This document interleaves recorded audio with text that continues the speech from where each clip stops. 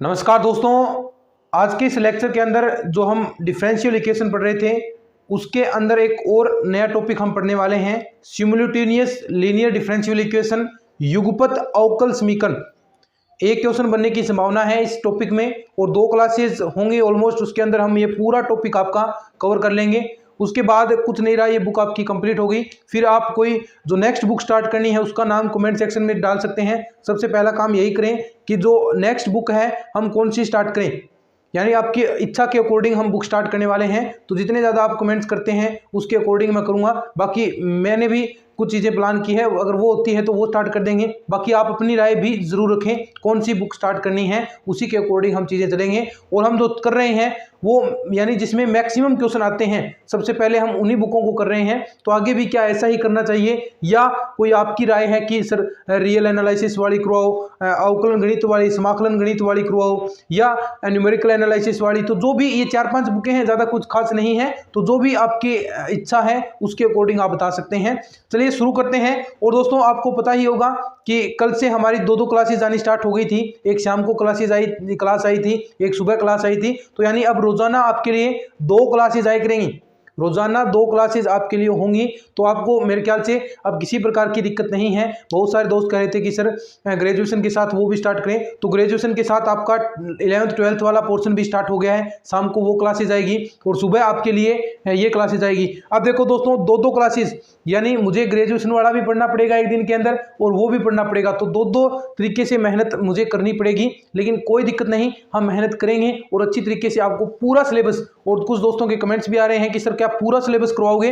तो जी बिल्कुल, जितना आपके सिलेबस लगता है, चाहे वह शिक्षण विधि हो, चाहे आपकी दोनों मैथ्स यानी दोनों पार्ट 9 से 12th वाला या ग्रेजुएशन वाला, एक एक टॉपिक इतने हम बेहतरीन तरीके से करने वाले हैं। अब देखो, अब तक मैंने जितना करवाया है आपका एक क्वेश्चन भी गलत नहीं होगा। जितने पिछले सालों में जैसे क्वेश्चन आए हैं उसके अकॉर्डिंग एक भी क्वेश्चन आपका गलत नहीं होगा, अगर आपने अच्छे से क्लासेस अटेंड की हैं। बस थोड़ा सा आपको मुझ पर विश्वास बनाना पड़ेगा। विश्वास बनाएंगे और थोड़ा सा सपोर्ट करेंगे तो ये और भी चीज़ें हैं। पूरा 150 का काम हम करने वाले हैं, पूरा 150 नंबर का हम मार्क। और देखिए धीरे धीरे हम चल रहे हैं, क्यों? क्योंकि अभी देखिए वैकेंसी वगैरह कुछ नहीं है। तो जितनी भी धीरे धीरे हम चीज़ें चलेंगे तो अच्छे से हम समझेंगे। और जैसे ही अगर आपकी एग्जाम डेट घोषित हो जाती है, 2 या 3 महीने बचते हैं, तो हम फटाफट हमारी चीज़ें करेंगे, बड़ी बड़ी क्लासेज आएंगी। लेकिन एक बार जो जैसा चल रहा है वैसे धीरे धीरे चलने दीजिए। अब तक देखिए दोस्तों, हमने लगभग 45 क्लासेज आपकी मैं ले चुका हूँ और अब डबल क्लासेज हो जाएगी। तो 1 महीने के अंदर 30-60 क्लासेज 1 महीने के अंदर आएगी, चाहे वो 11th-12th वाली हो, ग्रेजुएशन वाली हो, दोनों को मिलाकर। तो कहाँ दिक्कत आएगी? वैसे ही हम 2-2.5 महीने के अंदर आपका, क्योंकि आधा पोर्शन इधर स्टार्ट हो गया, आधा इधर चला हो गया, तो 2-2.5 महीने के अंदर वैसे भी हमारा धीरे धीरे चलेंगे। उस हिसाब से भी हम सिलेबस मार्च तक तो पूरा कंप्लीट कर चुके होंगे। हाँ, तो उसमें दिक्कत बिल्कुल भी नहीं है। और मार्च तक कहाँ पेपर तो आगे जुलाई-अगस्त में होगा, फिर हमें रिवीजन करना है। तो पूरा कंटेंट आपको यहाँ पर मिलने वाला है। तो कोई भी आपको कोर्स वगैरह परचेज मत करो, किसी प्रकार की आपको फीस नहीं रिफंड करनी, क्योंकि आप देखिए 10-10, 15-15 हज़ार रुपये ऐसे ही वेस्ट जाएंगे। पूरा यूट्यूब पर आपको कॉन्टेंट मिल रहा है, तो इस पर थोड़ा सा मुझ पर विश्वास बनाएंगे, थोड़ा सा विश्वास रखिए, पूरा कोर्स आपको कंप्लीट करवाऊंगा। ठीक है, चलिए शुरू करते हैं। आज जो टॉपिक होगा हमारा simultaneous linear differential equation, linear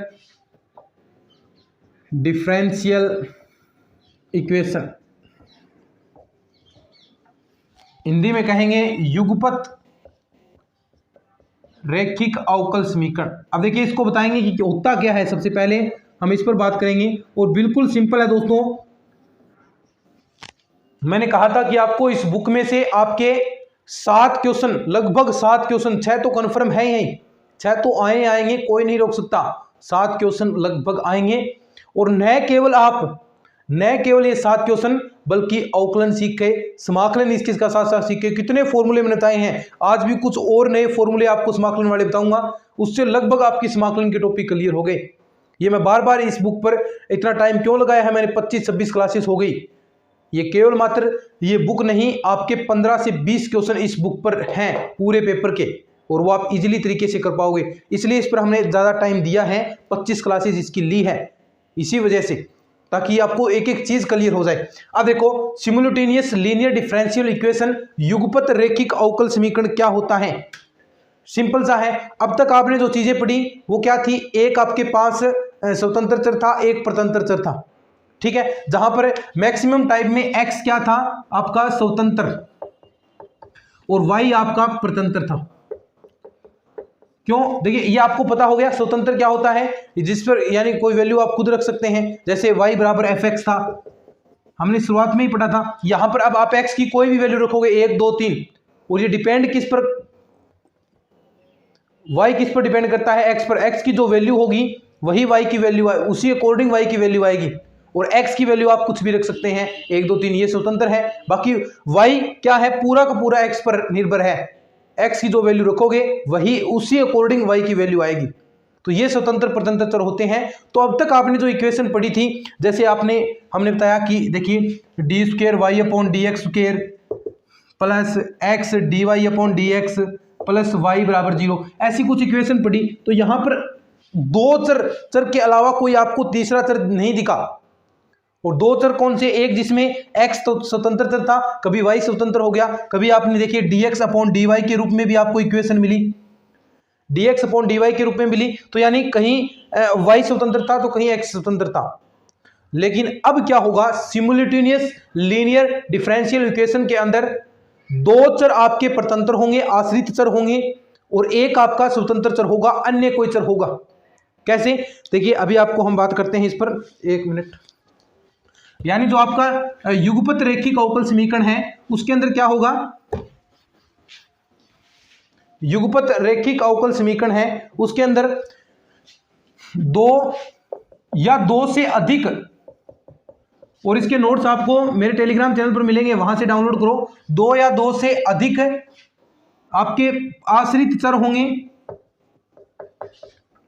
दो या दो से अधिक आश्रित चर, जैसे f1 इस रूप में आपको इक्वेशन मिलेगी dx प्लस का f2 dy बराबर आपका एक और अन्य t के रूप में फंक्शन मान लीजिए, या ft मान सकते हैं। और ऐसे ही एक और इक्वेशन आपके पास g1 dx plus g2 dy plus का gt, यानी क्या है? सीधा सा, यानी दो आपके पास। अब देखो यहां पर जो ये चर है अवकलन हो रहा है, एफ डी का अर्थ हो गया कि जो फंक्शन दिया है उसका अवकलन करना है, और आगे एक्स है, तो यानी किसके सापेक्ष? स्वतंत्र चर, और स्वतंत्र चर यहां पर ये टी होगा, और दो ये चर क्या है? आश्रित चर हैं। इस रूप में आपको कन्वर्ट कर सकते हैं। तो मान लीजिए आपके पास ऐसा कुछ इक्वेशन आ जाए, अवकलन करने के बाद x d x by d t plus का d y by d t और ई की पावर टी। अब देखो ये दोनों t क्या है? यहां पर स्वतंत्र चर, और x और y क्या हो गए? t पर डिपेंडेबल है, t पर डिपेंडेबल है, क्योंकि देखिए नीचे स्वतंत्र चर होता है, ऊपर परतंत्र चर अवकलन के अंदर। तो ये क्या हुआ आपका?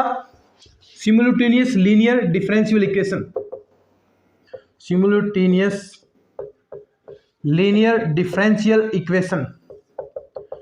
और इसका सॉल्यूशन अब निकालना है। मेन चीज क्या है? इसका सॉल्यूशन कैसे निकलेगा, बस इतना ही काम है। बाकी सारे क्वेश्चन करेंगे तो आपको सारी चीजें क्लियर हो जाएंगी।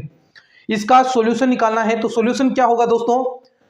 जितने भी इसके अंदर चर हैं आश्रित चर, देखो यहां पर दो हैं, तो आपको दो समीकरण मिलेगी। जैसे आप साधारण आपको बीजीय समीकरण मिलती थी, उसके अंदर आप विलोपन विधि का प्रयोग करके हल निकालते थे। एक विधि को एक को समीकरण को 2 से गुणा कराकर उसमें जोड़ते थे, तो आपका y से y कैंसिल हो जाए, x की वैल्यू आ गई, और x की वैल्यू वापस समीकरण के अंदर रखती तो y की वैल्यू आ गई।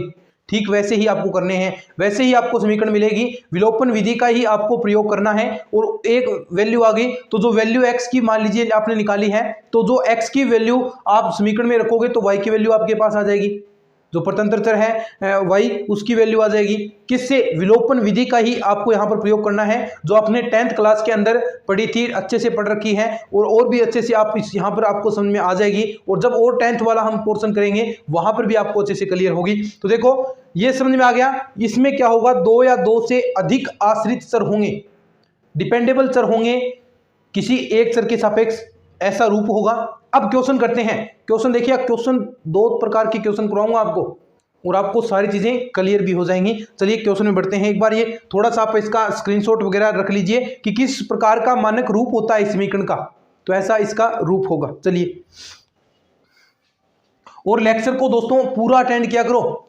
कई बार मैं एक क्लास के अंदर देखता हूं आपके जो एवरेज मुझे दिखाता है कि कितने वॉचिंग हो रहे हैं, तो देखिए 30 मिनट की क्लास होती है, उसमें आपकी एवरेज 7-8 मिनट आती है। मानते हैं कई बार आप 1.5 गुना की स्पीड में देख सकते हैं, 2 में देखते होंगे, लेकिन ये सही नहीं है। आप 1.5 मैक्सिमम देखना चाहो तो 1.5 की स्पीड में, बाकी नॉर्मल स्पीड रखा करो। क्योंकि देखिए बहुत सारे टीचर हैं जो स्लो बोलते हैं, लेकिन मेरी स्पीड वैसे ही तेज है, तो आपको समझ में क्या आएगा फिर। तो पूरा क्लास को अटेंड किया करो, है ना। 30 मिनट की क्लास होती है, 30-35 मिनट की, तो उसमें आप 7-8 मिनट एवरेज आती है सभी की देखने में। तो ये देखते कहाँ हो फिर क्लास। और क्वेश्चन में देखिए कई बार मान लीजिए आप ऐसा भी करते होंगे, एक क्वेश्चन करवा दिया, वैसा ही मैं दूसरा क्वेश्चन करवाता हूं, तो उसमें भी कुछ न कुछ आपको नया सीखने को मिलता है क्वेश्चन में। इसलिए मैं 2 क्वेश्चन करवाता हूं ताकि सारी चीजें क्लियर हो जाएं। तो क्लास को सभी विद्यार्थी पूरा देखेंगे जो भी पढ़ना चाहता है। बाकी देखिए नहीं पढ़ना तो वो कहीं भी नहीं देखेगा, पैसे देकर भी नहीं देखेगा, लेकिन जो पढ़ने के इच्छुक हैं वो विद्यार्थी पूरी क्लास को देखें। पूरी क्लास से देखोगे तो आपको एक एक चीज क्लियर होगी, है ना। और जो नोट्स आपको मैंने नोट्स देता हूं मैं, वो भी आप नोट्स साथ में बनाया करो। उससे मैं कहता हूं आप जिस प्रकार मैं पढ़ा रहा हूं उस प्रकार पढ़ोगे तो आपको एग्जाम देखोगे तो कोई सा भी पिछला एग्जाम उठा लीजिए, आपको जितने मैंने टॉपिक करवाए हैं अब तक वो करके देख लीजिए। अगर आपने अच्छे से पढ़ा है जैसे मैंने बताया है, अगर आपका एक भी क्वेश्चन गलत हो जाए तो आप मुझे कह सकते हैं। तो क्लास को पूरा देखो, पूरी मेहनत के साथ बनाता हूं और क्लास आप बीच में छोड़ देते हैं, ऐसा नहीं करना, पूरी क्लास को अटेंड करना है, ठीक है। अब ये वाचिंग है, जो वाचिंग टाइम है मुझे बढ़ना चाहिए। अब एवरेज क्लास 30 मिनट की है, तो कम से कम आप उसे 1.5 गुना की स्पीड में देखो तो भी 17-18 मिनट की क्लास तो आपको वॉचिंग करनी ही करनी है। आधे से ज़्यादा तो आपकी वॉचिंग आनी चाहिए उसके अंदर, तो कोई भी विद्यार्थी बीच में क्लास नहीं छोड़ेगा। फिर उससे ऐसा लगता है कि यार क्या हो गया कि क्लास बीच में क्यों छोड़ देते हैं स्टूडेंट्स। तो क्लास आपको बिल्कुल भी बीच में नहीं छोड़ना है, स्किप नहीं करना। डस्टर नया लाना पड़ेगा शायद, ठीक। इतनी मेहनत से क्लासेस आपके लिए रिकॉर्ड करते हैं तो उसमें टाइम तो एटलीस्ट आपको देखना चाहिए, आधे से ज़्यादा क्लास को, है ना। तो क्लासेस आगे से आपको देखनी पड़ेगी ज़्यादा, ठीक है। dx/dt क्वेश्चन है, अब देखो कैसे क्वेश्चन आ रहे हैं, -7x। और फिर मैं आपके इंपॉर्टेंट क्वेश्चन में टेस्ट देता हूं तो आपके देखिए आप क्वेश्चन ही नहीं कर पाते। वजह यही है, क्लास तो पूरी देखो फिर आप क्वेश्चन करोगे। जवाब कितने स्टूडेंट्स के आते हैं, 1-2 स्टूडेंट्स के जवाब आते हैं, और देखते हैं कितने हैं। 300-400 स्टूडेंट्स आप क्लास को अटेंड करते हो तो उनमें तो सिर्फ 2-3 ही स्टूडेंट्स को क्वेश्चन कर पाओगे। फिर क्लास देखने का मतलब क्या है, आप क्वेश्चन ही नहीं कर पा रहे हो। और वजह यही है क्योंकि वाचिंग आप देखिए, जो टाइम आपको बता रहा हूं उसमें आप कम देख रहे हैं क्लास को। यहां पर सब कुछ पता चल जाता है कि किस स्टूडेंट ने कितनी क्लास को देखा है। तो वो पूरा आप क्लास को देखोगे तभी ये चीजें संभव होगी, वरना आप चाहे किसी से भी पढ़ लो, कितने ही रुपए दे दो, 10,000 15,000 कितने ही रुपए दे दो, क्लास ही पूरी अटेंड नहीं करोगे तो एक चीज भी क्लियर नहीं होगी, है ना। अब आगे से क्लास को पूरा ही देखना है अगर सिलेक्शन लेना है तो। जैसे मैं पढ़ा रहा हूं वैसे पढ़ना पड़ेगा, मेहनत करनी पड़ेगी, क्वेश्चन निकालने पड़ेंगे। सिलेक्शन ऐसे ही थोड़ी ना होते हैं। तो क्लास को पूरा देखा करो। dx/dt -7x प्लस का y बराबर 0, dy/dt माइनस का 2x माइनस का 5y बराबर 0। देखो अब समीकरण आपके सामने है, इसके अंदर आपको स्वतंत्र चर दिखाई दे रहे हैं, परतंत्र चर भी दिखाई दे रहा होगा। देखिए स्वतंत्र चर dx/dt, ये क्या है, परतंत्र चर t स्वतंत्र चर है यहां पर, और यहां पर भी क्या है, t स्वतंत्र चर है, और x और y किस पर डिपेंड है, t पर डिपेंडेबल है। तो ये आपकी जो इक्वेशन हुई किस रूप की हुई, सिमुलेटेनियस लीनियर डिफरेंशियल इक्वेशन, युगपत रेखिक अवकल समीकरण का मानक रूप है। अब इसे हल कैसे करना है ये मैंने आपको बताया कि सबसे पहले देखो इसे रूप में कन्वर्ट करो, dx माइनस का 7x प्लस वाई बराबर 0, और दूसरा इक्वेशन आपका क्या बनेगा, dy माइनस का 2x माइनस का 5y बराबर 0। अब देखो जो y वाले पद हैं उन्हें एक जगह और x वाले हैं उनको एक जगह रखो, तो क्या बनेगा आपके पास, देखो यहां से मैं x कॉमन ले सकता हूं तो एक आपके पास बच गया d माइनस का 7x प्लस का y बराबर 0। और दूसरा देखो यहां से मैं क्या कॉमन लूं, ये देखो d माइनस 5, तो यहां y की जगह रखो d माइनस का 5y और माइनस का 2x प्लस बराबर 0। ये जो आपने द्विघात समीकरण पढ़ते हैं, जो आप समीकरण को हल करते हैं, दो समीकरण दिए हैं x और y के रूप में दो समीकरण होती हैं, उसे आप किस प्रकार हल करते हो। और एक खास बात, अब जितने इसके अंदर स्वतंत्र चर हैं, आश्रित चर हैं, उतने ही समीकरण होने चाहिए। अब देखो इसके अंदर कितने हैं, दो है x और y, तो दो समीकरण होगी। अगर 3 आ जाए, z और आ जाए, तो आपके पास 3 समीकरण बनेगी, तब आप सॉल्यूशन कर पाओगे। तो कितने, जितने आपके पास ऐसे शॉर्ट लाइन में पूछ सकते हैं क्वेश्चन, आश्रित चरों की संख्या के आधार पर पूछ सकते हैं कि कितने समीकरण होने चाहिए। तो ऐसा आपको ध्यान रखना है, छोटी छोटी बातें जो बता रहा हूं, ठीक है। अब देखो ये समीकरण नंबर आपके पास होगी 1, समीकरण नंबर 2। अब समीकरण नंबर 1 देखो, समीकरण अब आपको y और x को काटना है, तो इसमें किसकी गुणा करवाऊं मैं जब आपका सॉल्यूशन मिल जाए। देखो ध्यान से, d माइनस 5 की अगर मैं इस समीकरण के अंदर गुणा करवा देता हूं और इन दोनों को घटा दूं, तो ये आपका कट जाएगा y वाला और x में बच जाएगा और x की वैल्यू आ जाएगी। तो सबसे पहले हमें x निकालना है, x के लिए, ठीक है। समीकरण 1 को किससे कराना है, d माइनस 5 से गुणा कराकर, समीकरण 1 को d माइनस 5 से गुणा कराकर 2 घटा दो उसमें से, समीकरण 2 1 माइनस 2, ठीक है। घटाओ, क्या बचेगा देखो, पहले गुणा कराओ इसके अंदर, d माइनस का 7 और d माइनस का 5, d माइनस 5 का ही कराया न कि y का, और यहां पर इंटू में x है, प्लस का d माइनस 5 y बराबर का 0 के साथ कराओगे तो 0 ही आएगा।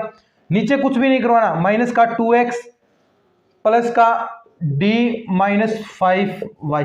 अब देखो इसमें से घटाना है तो चाहे चिन्ह बदलेंगे, ये प्लस का हो गया, ये माइनस का हो गया, तो इससे ये कैंसिल हो गया, 0 बच गया। और वैल्यू आपके पास क्या बचेगी, ये देखो इधर लिखता हूं मैं, अब क्या बचेगा, d माइनस का, अब इसके अंदर गुणा करा देता हूं मैं, तो क्या होगा, d स्क्वायर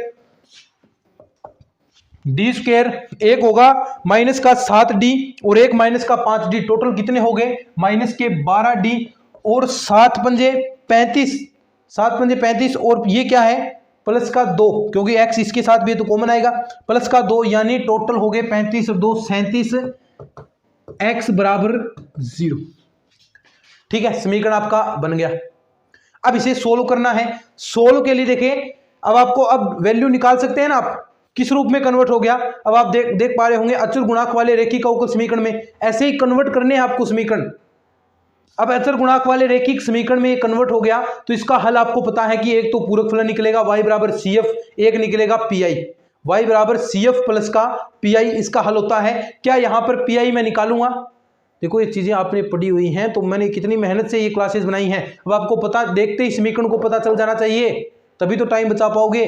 y बराबर CF प्लस का PI, तो PI यहां पर निकलेगा क्या, नहीं निकलेगा, क्यों, क्योंकि Q बराबर यहां पर 0 है, जो x का फलन होता है Q बराबर 0 है। अगर कुछ यहां पर sin x स्क्वायर होता तो PI भी आपको निकालना पड़ता। तो केवल मात्र इसका जो हल होगा, यहां से x की वैल्यू आएगी, जो हल होगा वो आपका केवल मात्र जो आपका CF है वही आपको निकालना है। तो CF आप निकाल देते हो कैसे, d बराबर आप m प्रतिस्थापित करोगे तो m स्क्वायर माइनस का 12m प्लस का 37 बराबर 0, और यहां से देखो टुकड़े कर सकते हैं आप, होंगे क्या, टुकड़े होंगे क्या, इसके कर सकते हो क्या, नहीं कर सकते, टुकड़े नहीं होंगे, क्योंकि देखिए 37 किसमें गुणा में आता है, 37 नहीं आएगा। तो यहां से आप श्रीधराचार्य सूत्र लगाओ, टुकड़े हो रहे हैं तो ठीक है, नहीं हो रहे तो डायरेक्ट श्रीधराचार्य का फॉर्मूला लगाना है। तो श्रीधराचार्य सूत्र से आप लगाओगे तो क्या होता है, माइनस का b, फॉर्मूला माइनस का b, ये फॉर्मूले भी याद कर लो, साथ साथ में देखो कितनी चीजें आपको याद करने को मिल रही हैं। फिर हम जो ये अवकल समीकरण यहाँ से आप सोल्व कर रहे हो, यहाँ से वैल्यू आपके x के टुकड़े निकाले, ऐसी 10वीं क्लासेज में आती हैं, तो यहाँ से ही सीख जाओगे तो वहाँ कहीं दिक्कत नहीं आएगी। यही तो कह रहा हूँ, मैथ पूरी रिलेटेड है, ये बुक केवल मात्र 7 इसके 7 क्वेश्चन तो इससे आने हैं, वो नहीं, ये और भी क्वेश्चन आपको सही करवाएगी, लगभग 20 क्वेश्चन ये आपकी बुक सही करवाएगी। ये एक अकेली बुक। तो जिस तरह मेहनत कर रहा हूं उस तरह करोगे तो सारी चीजें तैयार हो जाएगी। अब देखो टुकड़े नहीं हो रहे तो आप क्या करोगे, सीधी फॉर्मूला माइनस का 12 माइनस बी, तो यानी माइनस से माइनस का plus 12 plus minus under root b square minus 4ac। B square क्या है, 12 की स्क्वायर 144 माइनस का 4ac और 37 को 4 से गुणा कराओगे 7 चौके 28, 4 3 12 और 2 148, ठीक है, माइनस का 148। नीचे क्या आएगा अपॉन 2a ए क्या है 1 है और 2 का भाग दे दो डायरेक्ट। तो आपके पास जो अम की वैल्यू है, अम की वैल्यू क्या आ गई, 2 का इसके अंदर भाग दोगे 6 प्लस माइनस, यहां देखो 144 में से 148 घटाओगे माइनस के 4, रूट के अंदर -4 है तो काल्पनिक संख्या, और 4 किसका स्क्वायर है 2 का, तो 2 बाहर आ जाएगा और अंडरूट के अंदर आयोटा बन गया, माइनस था उसका तो 2 आयोटा बाहर, और 2 से नीचे वाले 2 से काटोगे तो क्या बचेगा आयोटा प्लस माइनस आयोटा। तो ये आपके पास अम की वैल्यू आ गई। तो एक्स की वैल्यू आपके पास क्या आ गई, अब आपको पता है भाई। अब ये चीजें आपको मैंने बताई हुई हैं, ये आपको अच्छे से तैयार होनी चाहिए। एक रियल पार्ट है और एक काल्पनिक पार्ट है। अगर ऐसा हो तो सीएफ कैसे निकालते हो, तो पहले आप ई की पावर के रूप में रियल पार्ट लिखते हो, आगे C1 कोस, जो ये काल्पनिक पार्ट है, आयोटा गुणा कितना है उसके 1, तो cos x plus C2 sine x, ठीक है। ये आपका आ गया x की वैल्यू। ये क्या आई है, केवल मात्र x की वैल्यू आई है। अभी आपको दूसरा जो चर है आश्रित चर, उसे भी आपको निकालना है, वो है y। और y कैसे निकालोगे, देखो ये x की वैल्यू आपको समीकरण के अंदर रखनी है। कहां पर, ये जो समीकरण है इसके अंदर x की वैल्यू रखोगे, लेकिन उससे पहले एक चीज और निकालनी पड़ेगी। वो क्या है, dx, यानी dx बाई dt। पहले इसका अवकलन तो करना पड़ेगा। जो x की वैल्यू आई है उसका अवकलन करो, वो यहां पर रखो, और फिर जो x की वैल्यू आपने निकाली है वो भी यहां पर लिखो। तो पहले आपको y निकालने के लिए dx बाई dt निकालना पड़ेगा और x की वैल्यू यहां पर, तो यानी 2 वैल्यू रखोगे यहां पर, एक dx बाई dt की और एक x की, ठीक है। चलो लिखते हैं फिर, चीजें सिंपल है, बाकी थोड़ा सा आप अच्छे से पढ़ोगे तो ये तो मैं गारंटी लेता हूं कहीं भी आपको दिक्कत नहीं आएगी। बस थोड़ी सी मेहनत आपको करनी है।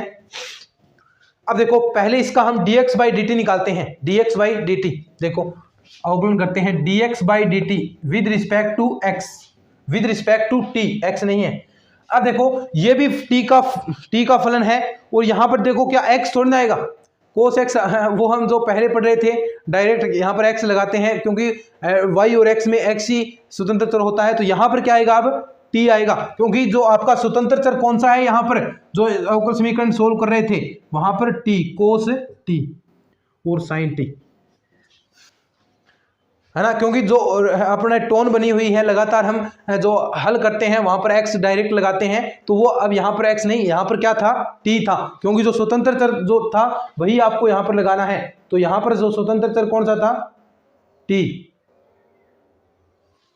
ठीक है। अब देखो, अब आपको निकालना है dx by dt, dx by dt, यानी इसका आपको अवकलन करना है।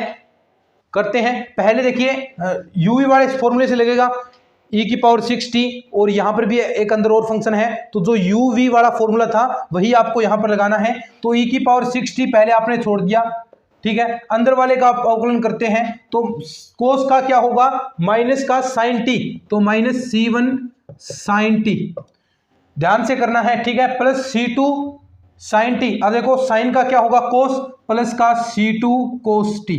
थोड़ा सा ध्यान से देखिएगा, यूवी वाले फॉर्मूले से करते हैं, तो पहले इसको छोड़ दिया, अंदर वाले का किया प्लस, अब इसका करते हैं, तो इसका करेंगे तो 6 आगे आएगा, e की पावर 6t का e की पावर 6t, क्योंकि 6 जो गुणांक था वो आगे आ गया, बाकी सेम लिख दो, C1 cos t प्लस का C2 sin t।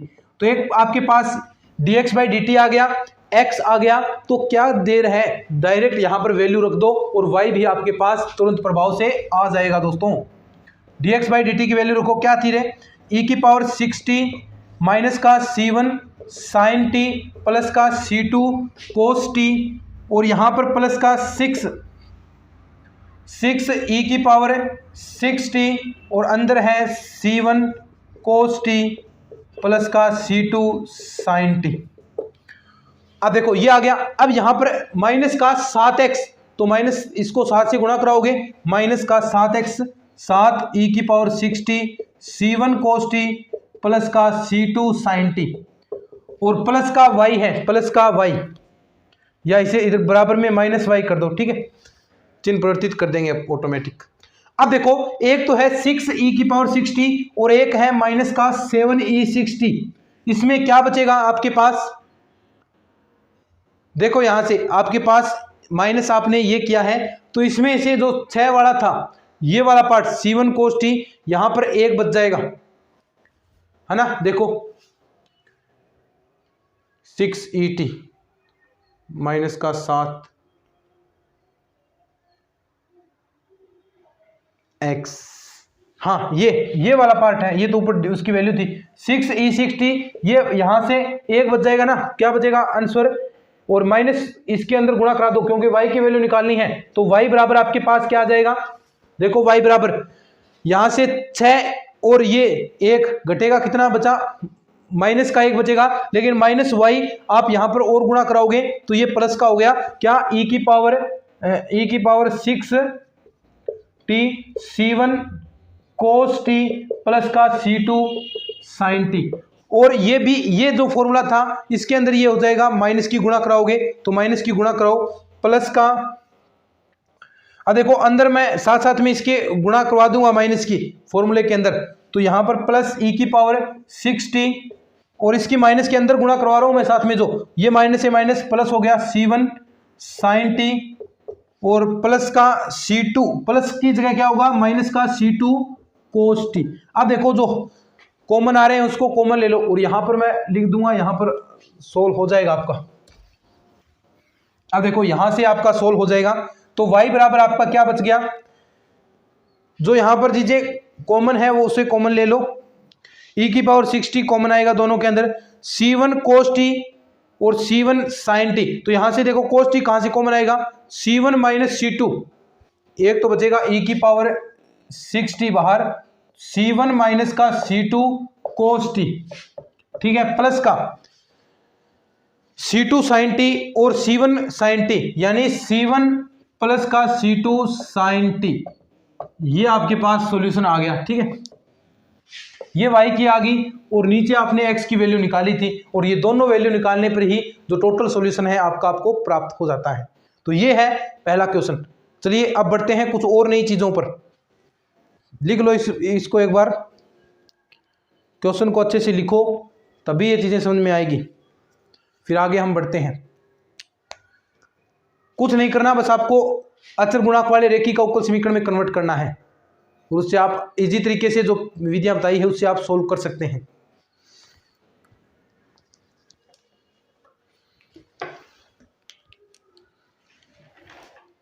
मेरे ख्याल से रेड मार्कर सही रहेगा ना, रेड मार्कर और लाकर देखेंगे, डार्क आपको दिखाई दे।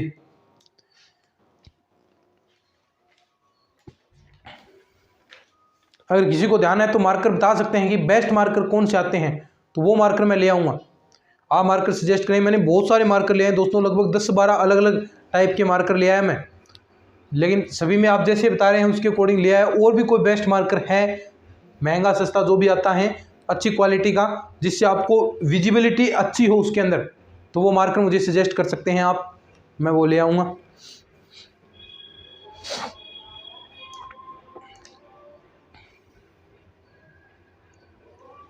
चलो नेक्स्ट क्वेश्चन में बढ़ते हैं।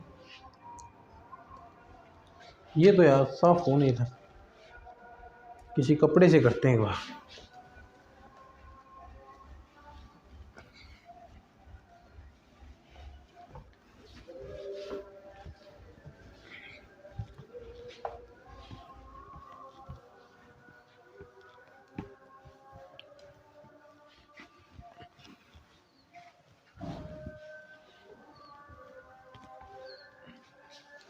चलिए नेक्स्ट क्वेश्चन,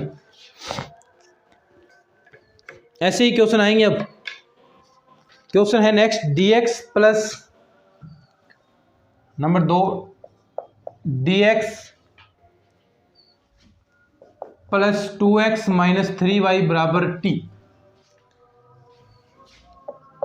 दूसरा है समीकरण आपको dy माइनस का 3x प्लस का 2y बराबर e की पावर 2t।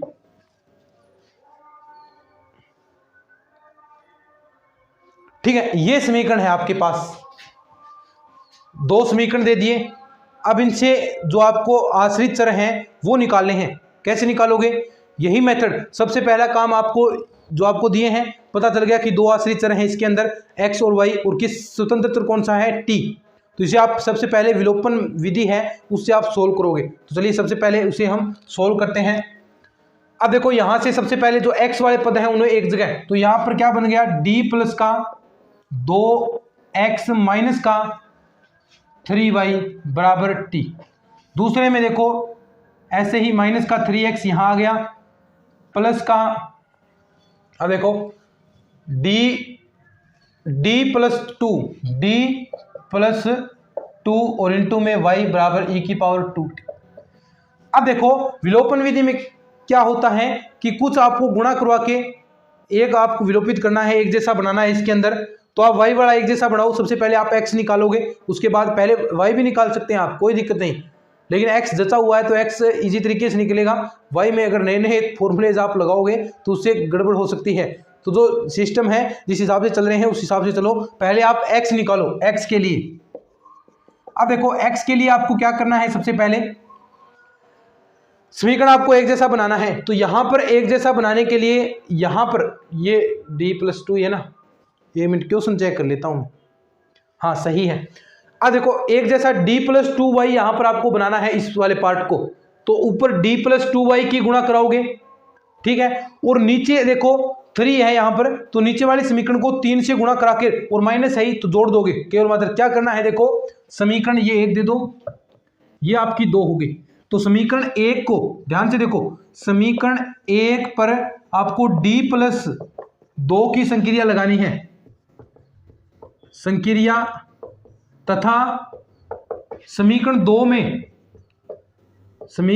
में किससे गुणा कराओगे? 3 से। समीकरण 2 को 3 से गुणा करके कराकर जोड़ने पर, ठीक है, दोनों को जोड़ दो।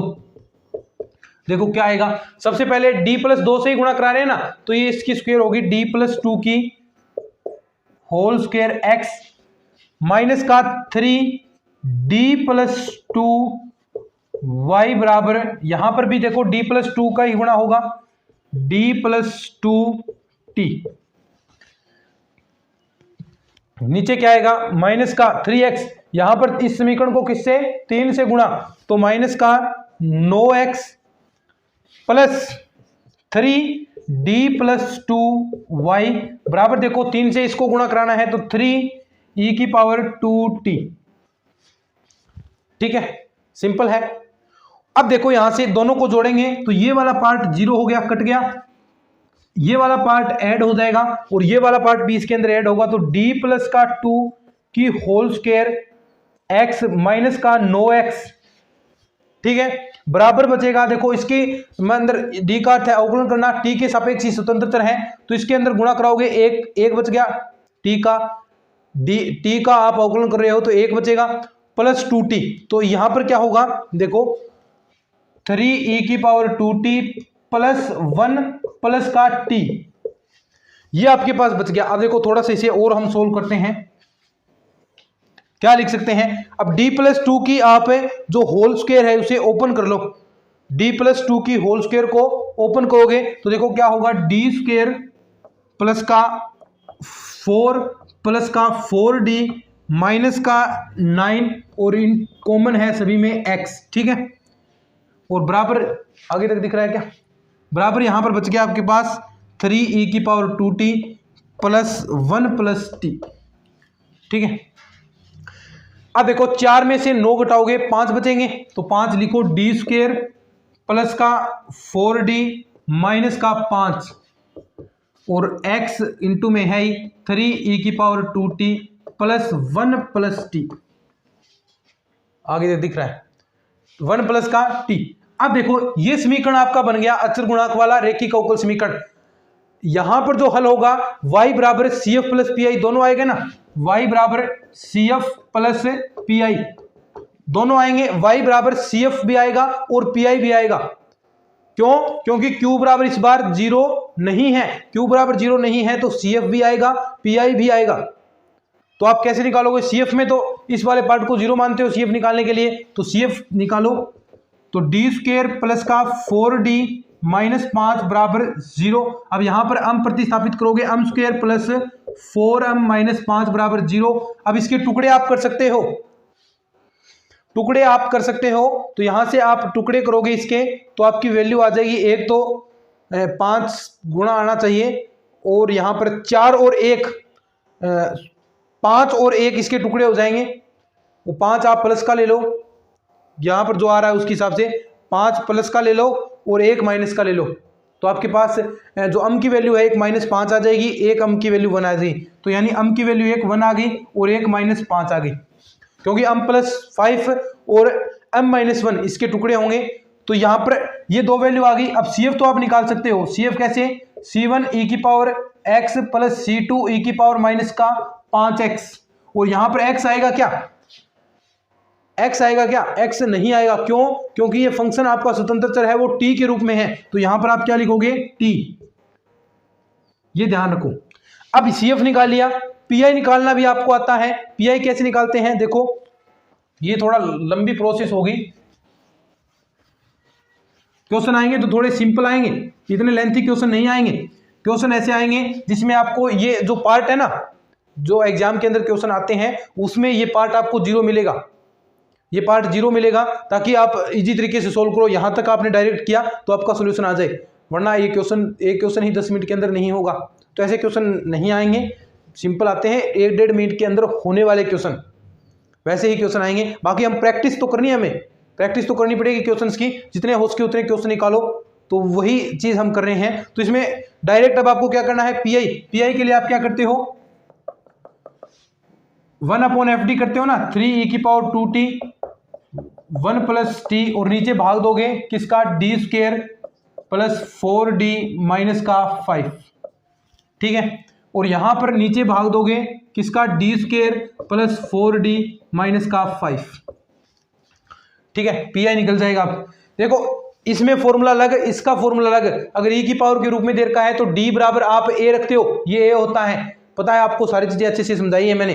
d बराबर a, यानी यहां पर रखोगे तो यहां पर 3e की पावर 2t क्या आएगा? d बराबर a रखोगे तो यहां पर ये 2 4 प्लस 4 2 8 माइनस का 5 प्लस 1 प्लस t। अब t वाला x वाला, t और x तो एक ही बात होगी ना, यहां पर स्वतंत्र t है, वहां पर x था, तो वही फॉर्मूला लगेगा।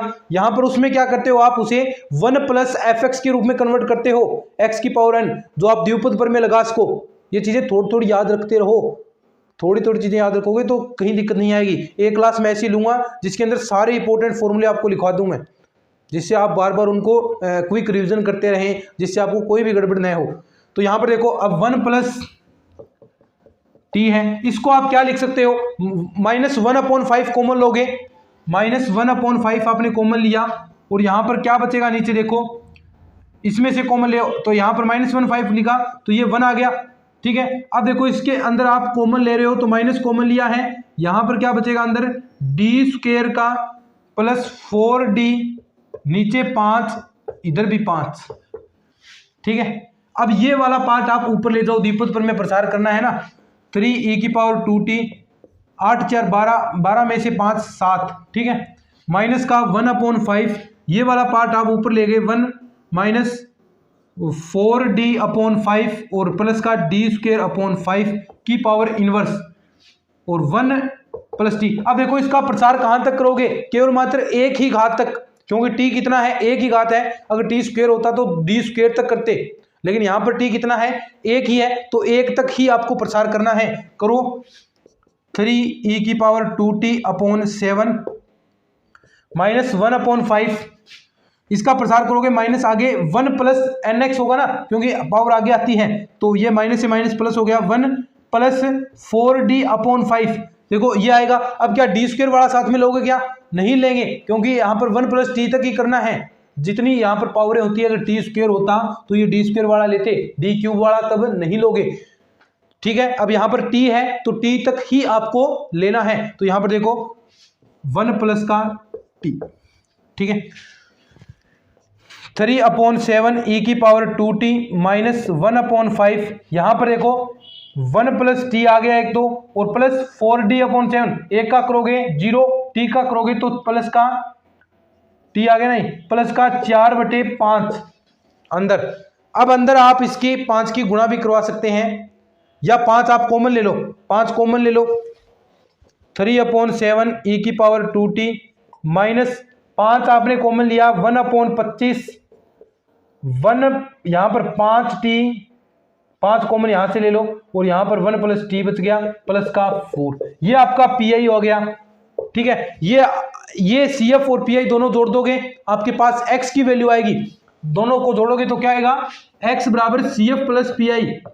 अब देखो आपको बता देता हूं आगे क्या करना है, x बराबर निकाल लिया, अब आपको करना है दोस्तों y ज्ञात करना है, x तो आपके पास आ गया, y के लिए क्या करोगे, जो समीकरण थी आपको अभी मैंने साफ कर दी, उसके अंदर dx/dt की वैल्यू निकालनी है आपको, तो यहां से इसका एक बार अवकलन करोगे dx बाई, जो हमने पिछले क्वेश्चन में किया था, जो प्रोसेस हमने पिछले क्वेश्चन में की थी वही सेम टू सेम यहां पर करनी है। तो dx/dt निकालो, वो वैल्यू रखो, और x की वैल्यू जो आपने अभी निकाली है वो रख दो, तो y की वैल्यू आ जाएगी। सिंपल सा काम है, इसका अवकलन करना है। अब ये दोनों को जोड़कर इसका अवकलन कर दो, दोनों समीकरण को जोड़कर अवकलन कर दो, dx/dt वहां रख दो, और वहां से y की वैल्यू डायरेक्ट आ जाएगी।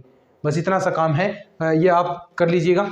तो दोस्तों ये था आपका सिमुलेटेनियस लीनियर डिफरेंशियल इक्वेशन, जो पहला रूप में है। अगर आपको 2 आश्रित चर मिले, अब आगे आएगा 3 आश्रित चर मिलेंगे, तो उससे आप कैसे करोगे, नेक्स्ट क्लास के अंदर हम पढ़ने वाले हैं। अगर ये क्लास आपको अच्छी लगी है, देखिए आपके लिए कहने पर मैंने 30 से क्लासेस को 40-45 मिनट तक आपको मैं ले गया हूँ क्लासेस, लगातार हम टाइमिंग बढ़ा रहे हैं, लगातार पूरा फोकस हम कोर्स पर कर रहे हैं, ताकि जल्द से जल्द हमारा कोर्स कंप्लीट हो जाए। तो आप भी थोड़ा सा सहयोग करें, इस क्लासेस को दबाकर शेयर किया करें अपने दोस्तों के साथ, क्योंकि हर विद्यार्थी के लिए हेल्पफुल होने वाली है, चाहे वो सेकंड ग्रेड करे, BSc करे, सबके लिए बेस्ट क्लासेस हैं। तो आप इनको शेयर जरूर कीजिएगा। चलिए आज के इस वीडियो लेक्चर के अंदर हम इतना ही पढ़ने वाले हैं, थोड़ा सा शेयर कर दिया करें, सपोर्ट दिखा दिया करें। बढ़ते हैं नेक्स्ट क्लास की ओर, कल आपको नेक्स्ट क्लास मिलेगी, तब तक के लिए धन्यवाद। जय हिंद, जय भारत।